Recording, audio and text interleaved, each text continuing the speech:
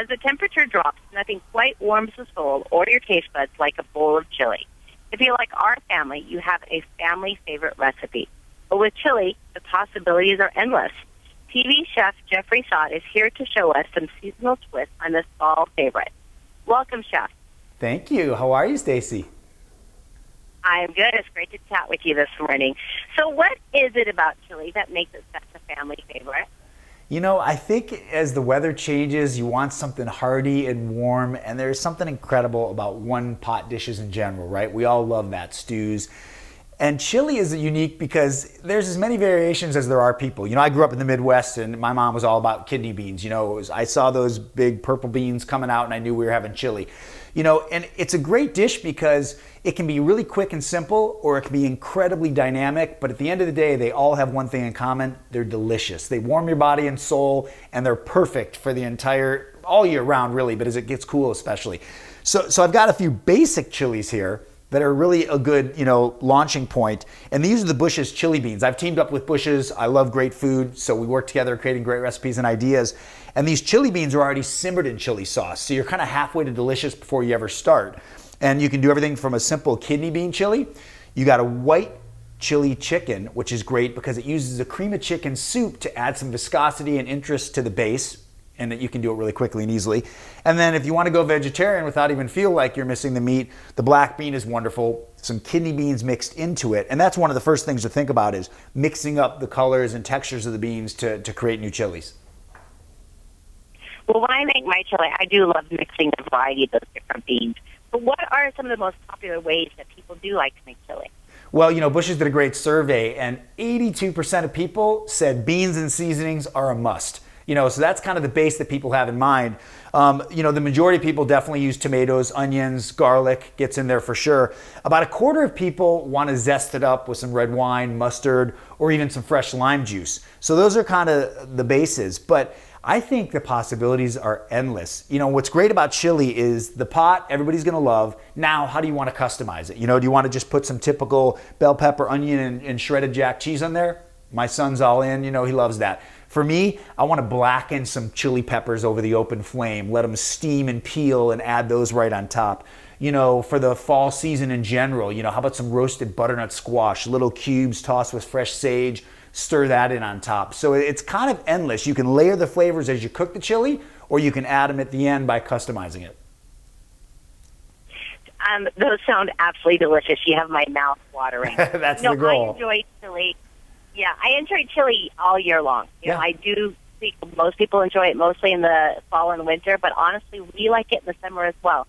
Is there a difference in flavors that maybe we should look at too when we want it, a lighter version? Yeah, I'm with you. We're going to have lots of chili dinners together because I love it all summer as well, because at the end of the day, even in the summer when you're really active, you want something that, is hearty and good for you, and chili fits that bill perfectly. But funny enough, color matters, right? Visually, when you look at a white chili, you're like, oh, it's lighter. It's just as filling.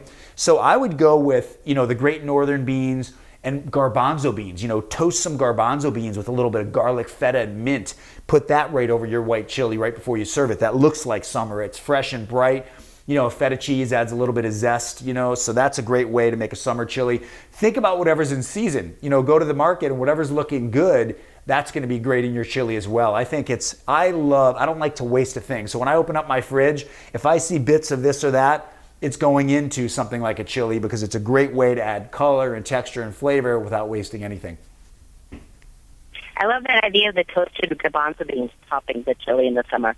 Well, what should we be keeping in our pantry so that chili is just a quick, easy go-to? Yeah, that's the best question of all, because if you go, hey, chili sounds good, you got a ladle and a pot, you're already halfway there. But if you don't have the pantry stock, then you're going to be like, this isn't as easy as I was hoping. So I definitely, if you open my pantry, you just see a row of beans. I love Bush's beans. They're great quality beans, but you want to have a different variety. So I want to have some Great Northern. I want to have some black, some garbanzo. They last, basically forever. So it's nice to not have everything, you want to have everything that's available to you.